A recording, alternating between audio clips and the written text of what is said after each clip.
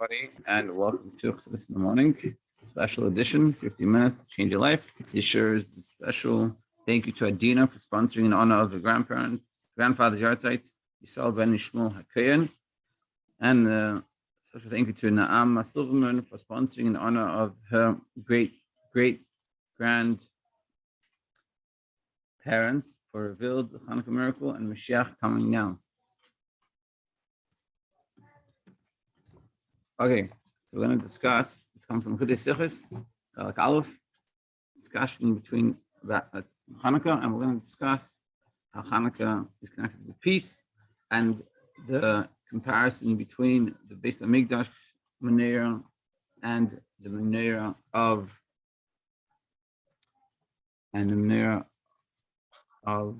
Chanuka, in comparison between the Baal Tshuva and a tzaddik.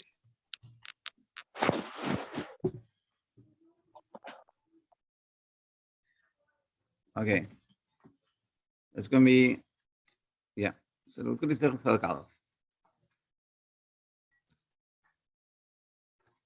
So, the discussion is the greatness of peace. At the conclusion of his discussion, the laws of Rambam, the laws of Chanuka, so this is something very interesting. So Rambam, in Hilchos Chanuka, talks about Shabbos, and he says like this, he says, if a person has the means to perform only one of the two mitzvahs, light the menorah, or light the Shabbos candles. So what do? He says you light the Shabbos candles. Why? Because that's more of a priority. Because the Shabbos candles brings peace into the family. The purpose of lighting Shabbos candles was exactly to that, was to make it so you could see when trip over things, and then shalom beis issues.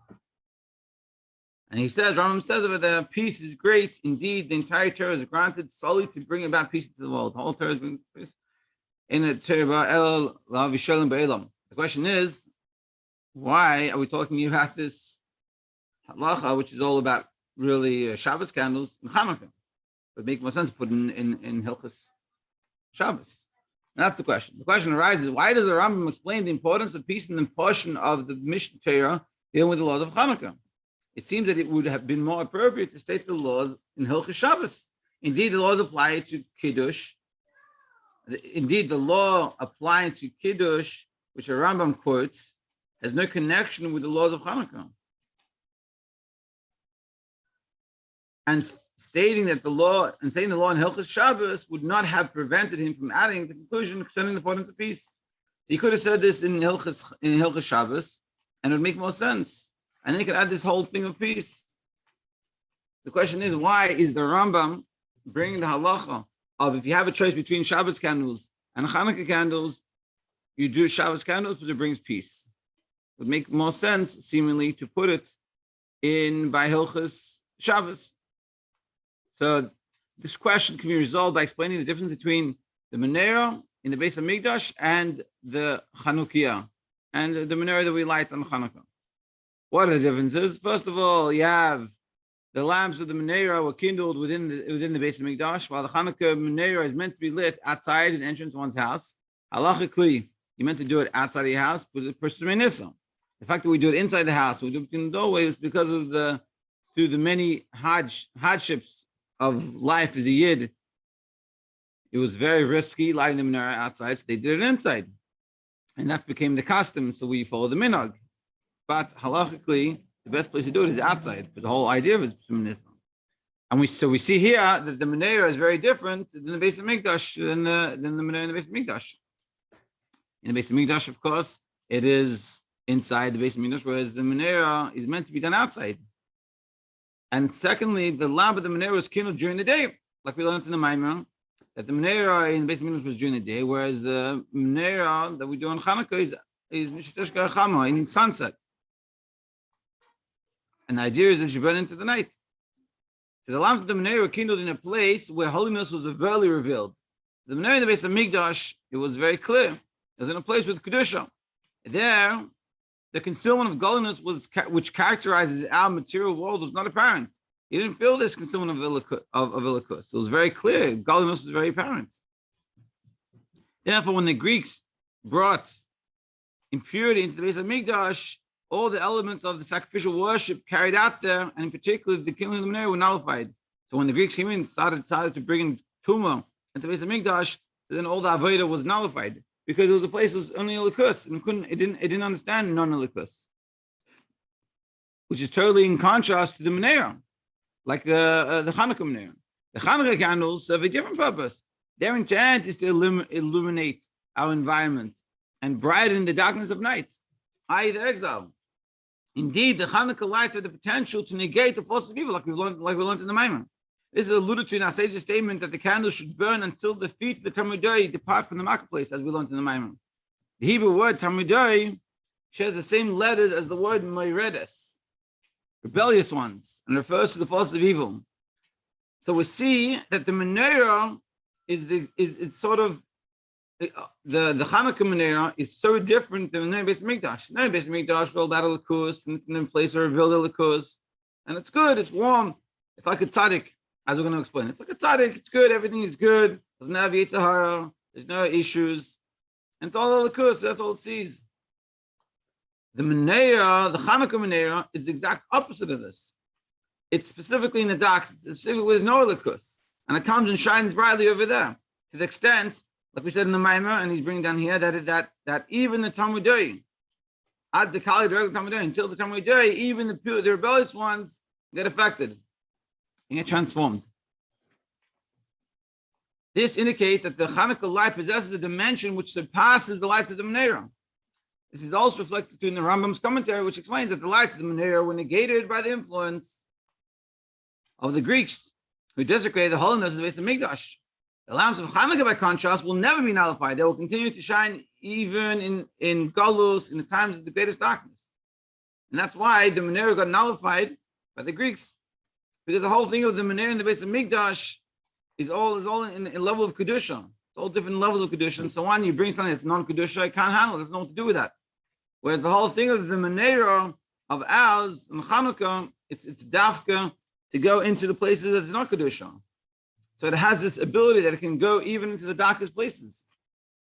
This parallels the advantage which a Baal Tshuva possess over a tzaddik. The tzaddik, Gamur, he has no connection to evil. A Baal Tshuva, by contrast, has tasted evil, but through Teshuvah has found the power to transform his past.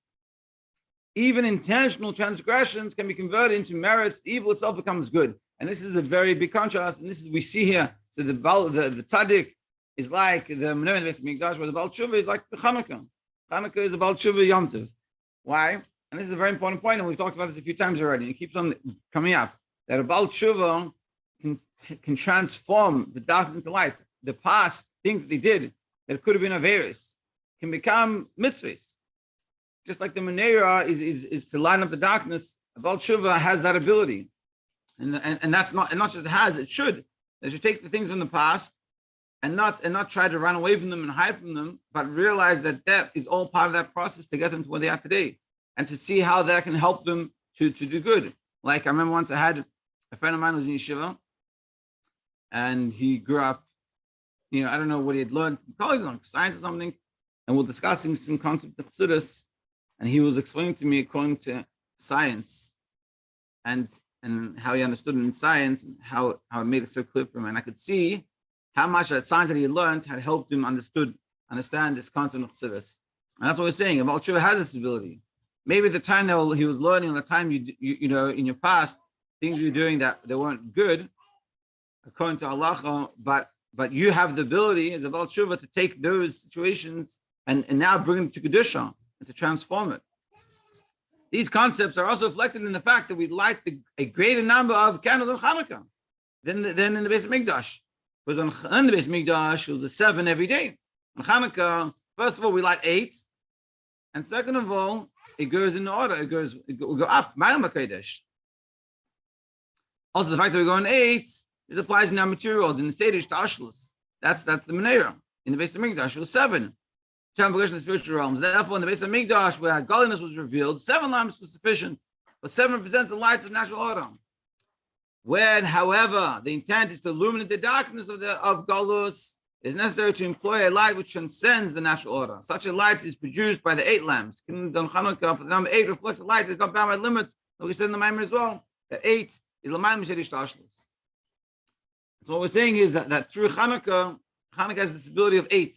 Baal Tshuva has the ability that the Tzaddik Gomer doesn't have. And that's what we're going to discuss now, and then we'll finish off tomorrow. Fusing the two thrusts. Baal Tshuva possesses an advantage over the Tzaddik. Why? Because they draw down a higher level of light, like the Chanuka, 8 versus 7. Nevertheless, the righteous also possess an advantage over the Baal Tshuva. They have nothing to do with evil. Their divine service involves only good, and they are privileged to experience a far greater revelation of divine light, the Tzaddik, because it's all pure. It doesn't have to contend with the Yetzer Hara. For this reason, the peak of divine service involves the fusion of both approaches. So therefore, you need both the Baal Tshuva and the Tzaddik. That of the righteous, the Baal Tshuva, the Tzaddik and the Baal Tshuva. This will be accomplished when the coming of Mashiach, who will motivate the righteous, the Tzaddik, to turn and to Hashem in Tshuva. The fusion of these two approaches is only made possible by a light which transcends both of them, and is therefore able to bring them both together. And how do we get a Tzaddik and a Baal Tshuva together? Because the Tzaddik and Baal Tshuva are on two different worlds, two different levels, and they can't connect. You need something above all of them that can bring them and connect them, which is like we learned before. It's like the Yechidah, which we learned in Chassidus. That's what he's going to say. The fusion of these two paths of service is reflected in the Chanuka candles. The menorah is like this. Their purpose is to illuminate the night of exile. They are, however, rooted in the lamps of the beis hamikdash. So the Chanuka, the menorah of Chanuka has both, because it's a representative of the menorah in the beis hamikdash, but it also is able to have the darkness, which means it has both aspects, the aspect of a tzaddik and also the aspect of a Baal Tshuva. For the Chanuka lamp was instituted to commemorate the miracle that took place concerning the lights of the menorah, as they perpetuate that light. This concept is also alluded to by the eight Chanuka lamps. But the number 8 is associated with the era of Mashiach. That's what I just said. The harp, also we learned in the Maimer, the harp used in the beis hamikdash had 7 strings. That the harp used in the beis hamikdash had only 7 strings, but in the times of Mashiach will have 8. This refers to a revelation which transcends the natural order. 8, again, going above nature. And through tapping this above nature, we can put together the menorah from the beis hamikdash and the menorah of Chanuka, Baal Tshuva and the Tzaddik. This revelation is, however, itself encompassed by the influence of God's essence, which reflects the ultimate level of transcendence. And this level can fuse the divine light which permeates the natural order, parallel in context of divine service by the devotion of the righteous. So it takes, this is like the Tzaddik, that it can affect everything with the divine light, which transcends the natural order, paralleled by the commitment of the Baal Tshuva. So you have the divine light which can permeate the natural order, nature, that's by the Tzaddik. And then you have, together with that, the transcendent nature, which is what the Baal Tshuva does. You put them together. We'll continue tomorrow, and we'll finish it off tomorrow. Actually, we'll finish it up. Finish up today. We have a little more time. On this basis, we can understand why the Rambam underscores the greatness of the peace in Hilchos Chanuka. So now we can understand why, because our original question, remember, was why in regards to the Hilchos Chanuka, the Rambam writes about if you have a choice between the menorah and the Shabbos candles, you like Shabbos candles, that brings peace. Talk about it in Hilchos Shabbos. So what's the answer? Peace refers to the establishment of the unity between opposing thrusts. With regards to opposites, there are several levels. With regards to the matter at hand, peace in the home, we are speaking about establishing a unity between the elements of the house and their ultimate purpose. What peace we're talking about when I'm talking about a home? I'm talking about peace in a husband and wife, in dwelling with the divine presence and bringing Hashem into the house. But every Jewish home is a sanctuary in microcosm. Small beis hamikdash mat, where the divine presence rests. In particular, this refers to the establishment of peace between a husband and wife. But the term his home is also employed to mean his wife. Although men and women have opposite tendencies, they can complement and assist each other. So you have a husband on one side and a wife on the other side, and by nature, they have different tendencies.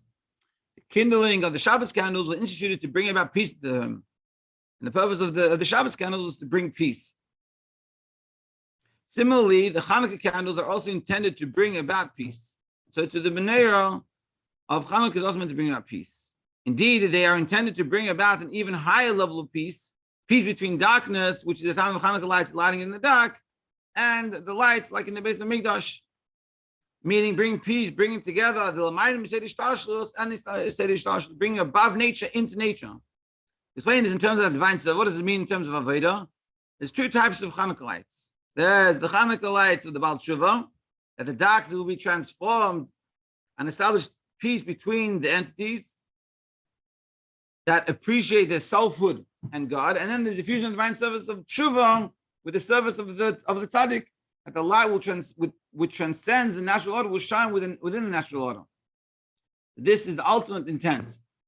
Take the light that's within order, meaning this taking nature and above nature and bring them together. When, however, a person lacks resources, his first priority must be to establish the establishment of peace in the home, and not to illuminate his environment. But when it comes to what you have to do first you have to make sure the home is good.